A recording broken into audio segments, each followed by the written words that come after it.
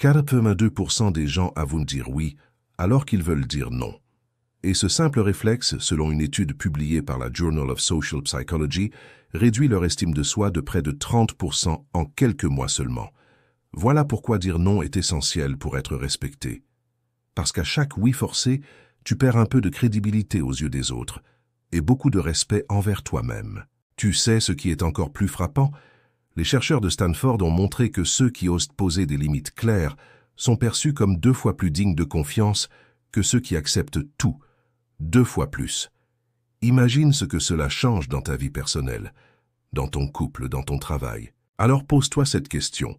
Veux-tu continuer à plaire temporairement en disant oui à tout, ou commencer à inspirer le respect durable en apprenant à dire non?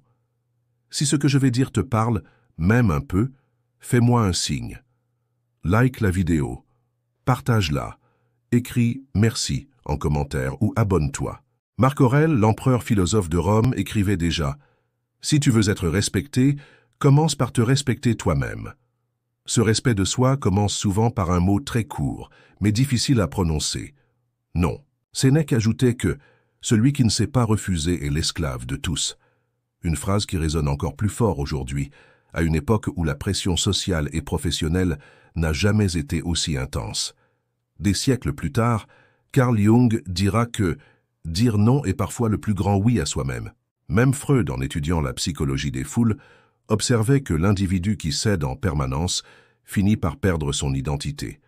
Et si nous regardons les données contemporaines, elles confirment cette sagesse ancestrale. Selon une étude menée à l'Université de Californie, près de 60% des personnes interrogées avouent accepter des demandes qu'elles ne veulent pas vraiment satisfaire par peur de déplaire. Résultat, stress, perte de respect et, à long terme, une image amoindrie de soi. Pourquoi cela nous concerne-t-il directement? Parce que chacun de nous s'est déjà retrouvé dans cette situation. Tu as probablement déjà dit oui à une tâche supplémentaire au travail, alors que ton agenda débordait déjà. Tu as peut-être accepté une sortie ou un service, alors que tout ton corps criait non. Et chaque fois que tu as cédé, il y a eu cette petite voix intérieure qui murmurait « Pourquoi n'ai-je pas osé ?» Voilà la première grande leçon. Dire non n'est pas un acte égoïste, mais un acte de préservation. Les philosophes l'ont compris, les psychologues l'ont démontré, et les neurosciences l'expliquent aujourd'hui. Dans le cerveau, une région joue un rôle central, le cortex préfrontal. C'est lui qui gère la prise de décision et la régulation émotionnelle. Lorsque tu dis oui contre ton gré, ce cortex entre en conflit avec le système limbique, siège des émotions et de la peur sociale. Cette dissonance interne crée une tension invisible.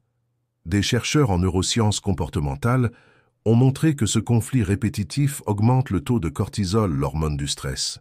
Et le paradoxe, c'est que plus tu cherches à éviter de déplaire, plus ton corps se met en alerte, comme si chaque oui non désiré était un petit abandon de toi-même. Les grands leaders, eux, n'ont jamais hésité à poser des limites. Steve Jobs, par exemple, expliquait que son succès venait davantage des milliers de choses auxquelles il avait dit non, que des quelques projets auxquels il avait dit oui. Warren Buffett répète souvent que la différence entre les gens qui réussissent et ceux qui réussissent énormément est que les seconds disent non presque à tout. Ces phrases ne sont pas de simples aphorismes, elles s'appuient sur des stratégies concrètes. Jobs avait compris que chaque oui volait du temps à l'essentiel. Buffett, lui, sait que chaque oui inutile est un risque de dilution de sa concentration et de son énergie. Mais alors, pourquoi est-ce si difficile pour nous de dire non? La psychologie sociale nous donne plusieurs pistes. Premièrement, nous sommes programmés pour rechercher l'approbation. Des expériences menées par Solomon Asch dans les années 50 sur la conformité ont montré que près de 75% des individus se rallient à l'opinion d'un groupe même lorsqu'elle est manifestement fausse. Dire oui alors que nous voulons dire non, c'est parfois une manière inconsciente de rester dans le groupe, de préserver l'illusion de l'harmonie. Mais ce mécanisme qui nous protège à court terme finit par nous détruire à long terme. Freud parlait de ce conflit entre le « ça », nos désirs, et le « surmoi », nos contraintes sociales. Refuser, c'est souvent écouter le « ça », cette pulsion d'authenticité que nous étouffons. Mais que se passe-t-il si nous l'étouffons trop longtemps? Les psychologues observent que les personnes incapables de dire non développent une forme de ressentiment latent, une frustration silencieuse qui finit par exploser sous forme de colère, de dépression ou de rupture brutale. Il y a une tension que tu connais sans doute, celle de vouloir être aimé et respecté en même temps. Mais ce que personne ne nous dit assez tôt, c'est que ces deux besoins ne se nourrissent pas des mêmes décisions. Être aimé pour ses oui constants est une illusion fragile. Être respecté pour ses non fermes est une réalité durable. Et ce n'est pas seulement une idée philosophique, c'est mesurable. Dans une étude menée auprès de managers publiée par la Harvard Business Review, ceux qui savaient poser des limites claires étaient aperçus comme plus compétents et plus fiables que ceux qui cédaient à tout. Même lorsqu'ils étaient jugés plus durs, ils inspiraient davantage de confiance à long terme. Alors si Marc Aurèle Sénèque, Jung, Freud, mais aussi les plus grands esprits modernes et les données scientifiques convergent, c'est bien qu'il y a une vérité incontournable. Dire non n'est pas une faiblesse, c'est un art. Un art qui demande courage, clarté et parfois sacrifice. Mais c'est ce prix qui ouvre la porte au respect véritable. Et toi, quand as-tu dit oui pour la dernière fois, alors que ton cœur voulait dire non? Cette question n'est pas anodine. Elle est le point de départ de cette exploration, parce que derrière ce petit mot de 3 lettres se cache peut-être la clé de ton équilibre intérieur, de ta crédibilité et de ton respect aux yeux des autres. Tu as sûrement déjà entendu cette phrase. On ne peut pas plaire à tout le monde. Mais combien d'entre nous essaient quand même, chaque jour, de relever ce défi impossible? Le besoin d'être accepté est si ancré dans notre psyché que nous nous surprenons à sourire quand nous voudrions protester, à accepter quand nous voudrions refuser. C'est le piège invisible du désir d'approbation. Carl Jung décrivait cela comme l'ombre que nous traînons en nous, une partie de notre être qui vit pour les autres, quitte à sacrifier notre authenticité. Et les chiffres sont implacables. Une étude de l'Université de Berkeley a révélé que plus de 70% des salariés avouent ressentir une fatigue émotionnelle parce qu'ils disent oui à des tâches qu'ils ne souhaitent pas accomplir. Mais pourquoi tombons-nous si facilement dans ce piège? Les neurosciences nous éclairent.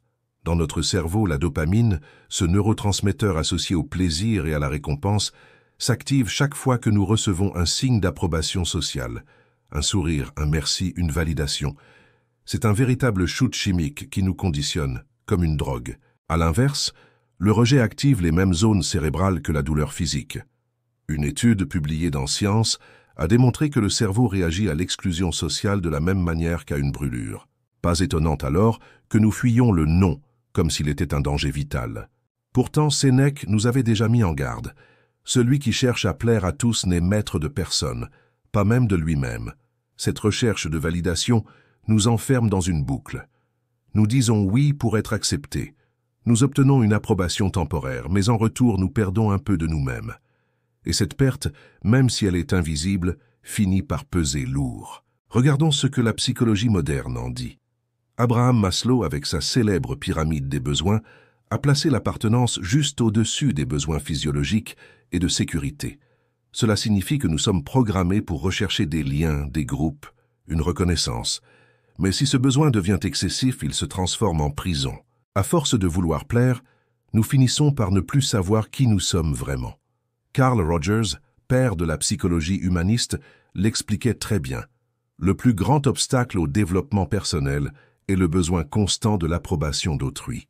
Et ce piège ne touche pas seulement les individus ordinaires, même des personnalités puissantes en ont souffert. Oprah Winfrey a raconté dans une interview qu'au début de sa carrière, elle disait oui à toutes les sollicitations, jusqu'à l'épuisement. Ce n'est qu'en apprenant à dire non qu'elle a découvert sa véritable force et gagné le respect de ceux qui l'entouraient. Steve Jobs, encore lui, insistait sur le fait que se concentrer, c'est savoir dire non. Les grands savent qu'on ne peut pas être partout, qu'on ne peut pas être aimé de tous, mais qu'on peut être respecté pour sa clarté. La psychologie sociale apporte une autre explication au piège du oui permanent, la peur du conflit. Nous associons le non à un risque de tension, de rejet, parfois même de punition. Pourtant, les expériences prouvent l'inverse. Dans une étude menée à Harvard, des chercheurs ont observé que les employés capables de dire non avec tact étaient finalement mieux considérés par leurs supérieurs. Non pas parce qu'ils étaient plus obéissants, mais parce qu'ils montraient une capacité rare. La gestion de leurs priorités. Ce que nous croyons être une menace pour nos relations est en réalité un ciment de respect. Mais il y a un autre danger plus sournois encore. Vouloir plaire à tout le monde conduit inévitablement à déplaire à la personne la plus importante, soi-même. Combien de fois t'es-tu retrouvé à accepter une sortie, un projet, une faveur, et à rentrer ensuite avec ce sentiment amer d'avoir trahi tes propres besoins? Cette trahison silencieuse, répétée jour après jour, mine l'estime de soi. Des psychologues cliniques parlent du syndrome du caméléon. Cette tendance à changer de couleur pour correspondre aux attentes, au point de ne plus savoir quelle est notre couleur véritable. Et voici une vérité qui dérange. Ceux qui veulent plaire à tout le monde finissent souvent par ne plaire profondément à personne. Car l'authenticité se dilue dans la complaisance. Tu l'as sûrement remarqué, une personne qui dit toujours oui finit par inspirer moins de respect, moins de confiance. À l'inverse, quelqu'un qui ose dire non, même si cela nous contrarie sur le moment, laisse une empreinte durable. Nous savons qu'avec elle, chaque oui est sincère. Freud l'aurait analysé comme une tension entre le moi et le surmoi. Le moi, notre être profond, veut préserver son énergie et sa vérité. Le surmoi, ce juge intérieur façonné par la société, pousse au sacrifice pour plaire. Lorsque nous suivons uniquement le surmoi, nous nous coupons de notre force vitale. Alors pose-toi cette question simple. Est-ce que je préfère être aimé superficiellement pour mes oui ou respecté profondément pour mes non? Cette question est le cœur du piège invisible. Et c'est en y répondant que tu commences à t'en libérer. À première vue, dire non semble être un refus, une fermeture, presque une agression. Beaucoup le vivent comme une manière de rejeter l'autre, de lui tourner le dos. Mais si nous observons de plus près, ce petit mot de 3 lettres porte en réalité une signification beaucoup plus profonde. Il est une affirmation de soi, une déclaration d'indépendance, une force intérieure qui ne se plie pas. Sénèque écrivait que « Celui qui est esclave de l'approbation des autres sera toujours prisonnier ». Et Marc Aurèle ajoutait « Si tu veux diriger ta vie, commence par maîtriser ton esprit ». Or, maîtriser son esprit, c'est aussi maîtriser ses limites. La psychologie moderne rejoint cette sagesse ancienne. Carl Jung soulignait que l'individu qui n'ose pas dire non finit par développer une personnalité fragmentée, tiraillée entre ce qu'il montre et ce qu'il ressent. Freud, lui, voyait dans le non une fonction essentielle du moi, celle de poser une barrière contre les intrusions extérieures pour protéger notre équilibre intérieur. Refuser, ce n'est pas rejeter l'autre, c'est se préserver soi-même. Et ce geste, loin d'affaiblir les relations, les rend souvent plus solides. Les neurosciences viennent appuyer cette idée. Lorsque nous affirmons un non clair, le cerveau libère moins de cortisol que lorsqu'on dit un oui forcé. Une étude menée par l'Université de Californie a démontré que les personnes capables de refuser poliment mais fermement avaient un taux de stress plus bas et un sentiment d'efficacité personnelle plus élevé que celles qui cédaient systématiquement. Autrement dit, dire non ne nous enferme pas dans la culpabilité, mais nous libère d'un fardeau invisible. Et cela ne s'arrête pas là. Les psychologues parlent d'un effet secondaire puissant, l'augmentation de l'estime de soi. Chaque fois que tu dis non à quelque chose qui ne correspond pas à tes valeurs ou à tes priorités, tu envoies un signal à ton cerveau. Ma voix compte, mes besoins existent. C'est un cercle vertueux. Plus tu poses des limites, plus tu te respectes, et plus les autres te respectent en retour. Des leaders connus ont illustré ce principe de manière spectaculaire. Nelson Mandela, par exemple, a passé 27 ans en prison parce qu'il a dit non à l'apartheid. Il aurait pu céder, négocier, compromettre, mais ce non l'a transformé en symbole universel de résistance et de dignité. Rosa Parks, en refusant de céder sa place dans un bus, a montré que parfois un non change le cours de l'histoire. Ces exemples extrêmes nous rappellent une chose. Le non n'est pas seulement une fermeture, il peut être un acte fondateur, une affirmation de puissance. Mais dans notre quotidien, ce non agit aussi comme un filtre. Steve Jobs disait que se concentrer, ce n'est pas dire oui à ce qui est important, c'est dire non à des centaines de choses secondaires. Dans une étude menée auprès d'entrepreneurs à succès, 85% affirmaient que leur capacité à refuser des opportunités séduisantes, mais non essentielles, était la clé de leur réussite. Là encore, le non n'était pas un rejet du monde, mais une orientation consciente de leur énergie. Alors pourquoi continuons-nous à l'associer à quelque chose de négatif? Parce que, culturellement, nous avons appris à confondre refus et rejet. En réalité, Dire non à l'autre n'est pas toujours lui tourner le dos. C'est parfois lui offrir un oui plus fort ailleurs. Lorsque tu refuses un projet qui ne te ressemble pas, tu te rends disponible pour celui qui reflète ta véritable valeur. Lorsque tu dis non à une relation toxique, tu dis oui à une relation authentique. Lorsque tu dis non à une habitude destructrice, tu dis oui à ta santé et à ta liberté. Carl Rogers disait que la croissance personnelle commence le jour où l'on accepte d'être pleinement soi-même, sans masque. Le non est l'un des outils les plus puissants pour retirer ces masques. Et plus tu le pratiques, plus tu découvres qu'il n'éloigne pas les gens qui comptent vraiment. Au contraire, il attire ceux qui respectent ton intégrité. Mais il y a une tension, une peur qui persiste, celle d'être jugé, d'être vu comme froid, distant, égoïste. Pourtant, les recherches en psychologie sociale montrent que les personnes capables de dire non avec authenticité sont perçues comme plus fiables et plus dignes de confiance. Dans une enquête menée auprès de 500 managers, 67% affirmaient qu'ils faisaient davantage confiance à un collaborateur capable de poser des limites qu'à celui qui acceptait tout sans discuter. Le non, lorsqu'il est clair et respectueux, n'abîme pas la relation, il la renforce. Alors la prochaine fois que tu hésites, rappelle-toi ceci. Ton non n'est pas un mur, c'est un pilier. Il ne ferme pas des portes, il en ouvre d'autres. Il ne détruit pas le respect, il le construit. Et chaque fois que tu oses le prononcer, tu franchis une étape de plus vers une vie guidée, non par la peur du rejet, mais par la puissance de ton authenticité. Le respect n'est jamais donné gratuitement. Il se gagne, il se construit, et il repose sur des mécanismes invisibles qui gouvernent nos relations humaines. Dès l'Antiquité, Épictète enseignait que, si tu veux être respecté par les autres, commence par ne jamais te rabaisser toi-même. Poser des limites est précisément ce geste. Montrer aux autres que nous connaissons notre valeur et que nous refusons de la brader. Et la psychologie moderne confirme ce que les stoïciens avaient pressenti. Dans une étude célèbre publiée par la Harvard Business Review, des chercheurs ont interrogé plus de 700 managers sur ce qui inspirait le plus de confiance dans leur équipe. La réponse n'était pas la complaisance ni la disponibilité permanente, mais la clarté des limites. Les collaborateurs qui savaient dire non étaient jugés plus fiables, plus compétents et, paradoxalement, plus agréables à long terme. Pourquoi? Parce qu'on pouvait compter sur eux pour tenir leurs engagements, puisqu'ils n'acceptaient pas plus qu'ils ne pouvaient accomplir. La neuroscience explique cela par un mécanisme simple. Le cerveau humain valorise la rareté et l'authenticité. Quand tu dis oui à tout, ton accord perd de sa valeur, comme une monnaie qu'on imprime en trop grande quantité. Mais quand ton oui est rare, quand il est précédé de non clairs et assumés, alors il pèse. On sait que ton engagement n'est pas automatique, qu'il est réel. Des chercheurs en psychologie sociale de Stanford ont même observé que les individus capables de poser des refus fermes inspiraient davantage de respect dans un groupe, même si cela créait une tension initiale. Le respect n'est pas le fruit du confort, mais de la cohérence. Prenons un exemple concret. Martin Luther King. Son charisme et son autorité ne venaient pas seulement de ses discours enflammés, mais aussi de ses refus catégoriques, de céder aux pressions pour abandonner son combat non violent.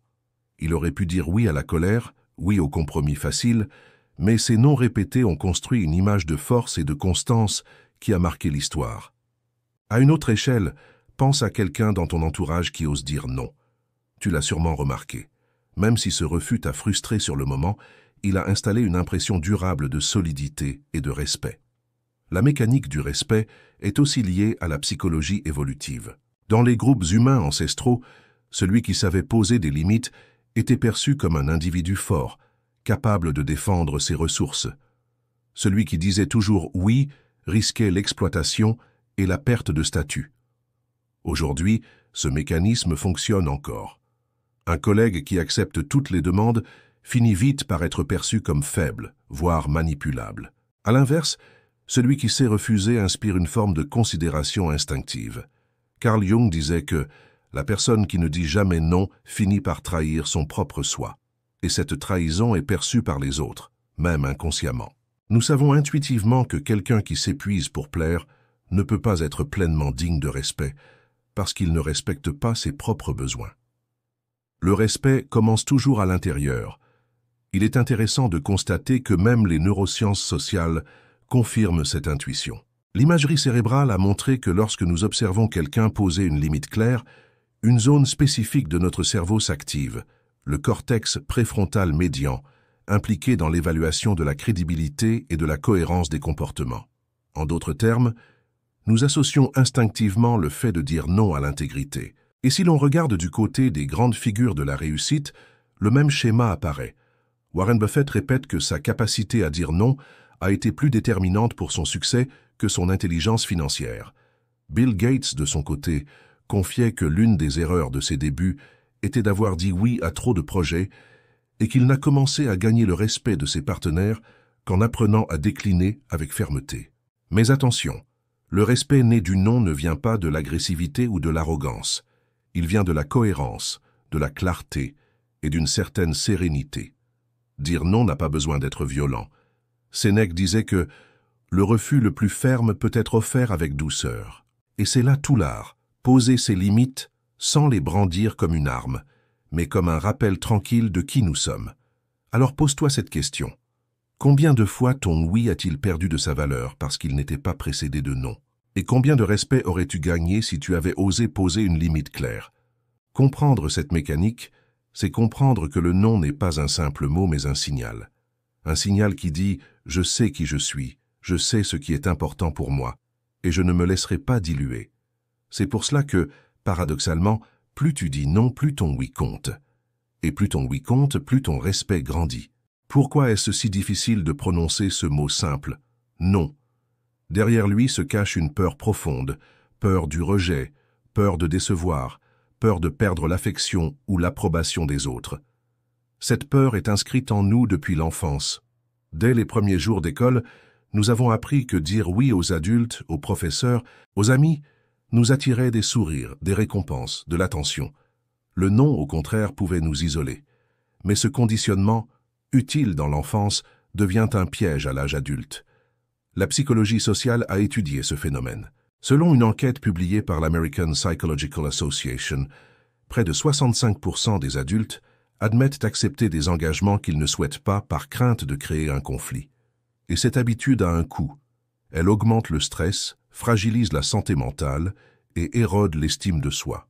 Pourtant, il existe un chemin pour transformer cette peur en force, et ce chemin passe par plusieurs dimensions. D'abord, la philosophie stoïcienne nous enseigne que la peur n'est pas un ennemi à fuir, mais une donnée à comprendre. Épictète disait « Ce qui trouble les hommes, ce ne sont pas les choses, mais les jugements qu'ils portent sur les choses. » La peur de dire non ne vient pas du mot lui-même, mais du jugement que nous avons appris à associer à ce mot. Si tu changes ton interprétation, si tu vois ton non non pas comme une offense, mais comme une affirmation de ton intégrité, tu transformes immédiatement l'expérience. Ensuite, la psychologie moderne offre des outils pratiques. Le psychiatre Viktor Frankl, survivant des camps de concentration et fondateur de la logothérapie, affirmait que la liberté humaine réside dans l'espace entre le stimulus et la réponse. Quand quelqu'un te demande quelque chose, tu n'es pas obligé de répondre immédiatement. Tu peux prendre une respiration, créer cet espace et choisir consciemment ta réponse. Ce simple décalage est déjà un premier acte de puissance. Les neurosciences confirment l'importance de ce processus. Une étude de l'Université de Toronto a montré que les personnes qui prenaient quelques secondes avant de répondre à une demande activaient davantage leur cortex préfrontal, zone du raisonnement, plutôt que leur amygdale, siège de la peur et de l'impulsion. Autrement dit, tu peux littéralement reprogrammer ton cerveau à chaque fois que tu oses ralentir avant de répondre. Mais transformer la peur en force, c'est aussi pratiquer. Comme un muscle, ta capacité à dire non s'entraîne. Des psychologues comportementalistes recommandent de commencer par de petits refus, dans des situations de faible enjeu. Refuser un café supplémentaire, décliner une invitation anodine. Chaque non prononcé est une victoire qui renforce ta confiance. Et rapidement, tu découvres que le monde ne s'effondre pas, que les autres ne t'abandonnent pas, et qu'au contraire, ils respectent ton honnêteté. Il existe aussi une dimension identitaire. Carl Jung expliquait que l'individu ne devient pas lui-même en se conformant, mais en différenciant son être. Chaque fois que tu dis non, tu sculptes ton identité, Tu creuses ton authenticité, et cette authenticité devient ta force. Les personnes les plus charismatiques ne sont pas celles qui plaisent à tout le monde, mais celles qui osent être elles-mêmes, quitte à déplaire. Regarde les grands leaders. Barack Obama, durant sa présidence, expliquait qu'il devait dire non chaque jour à des dizaines de sollicitations, même séduisantes, parce que son rôle exigeait de se concentrer sur l'essentiel. Son non n'était pas une faiblesse, mais une expression de son pouvoir.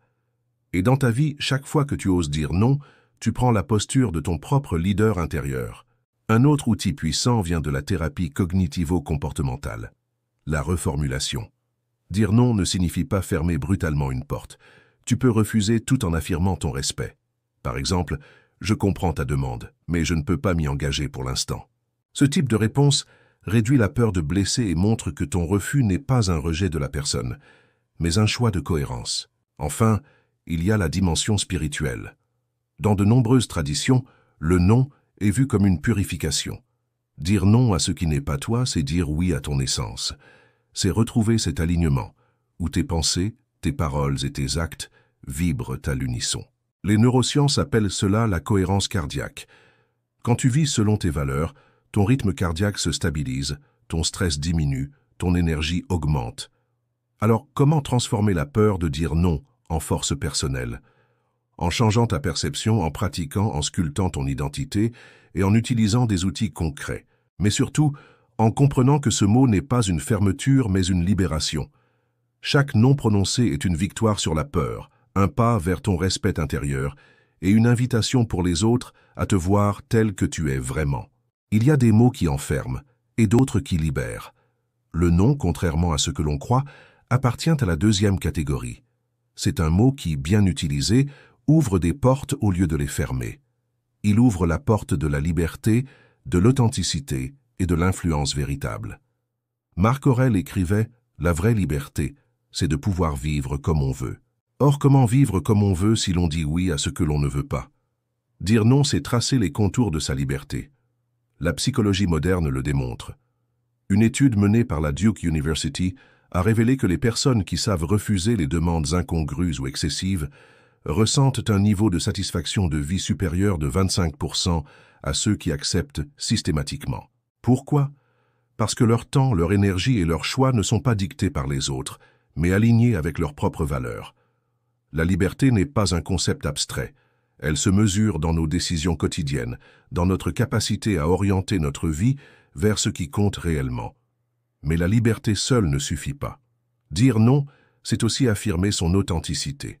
Carl Rogers, pionnier de la psychologie humaniste, disait que la personne pleinement fonctionnelle est celle qui ose être congruente entre ce qu'elle ressent et ce qu'elle exprime.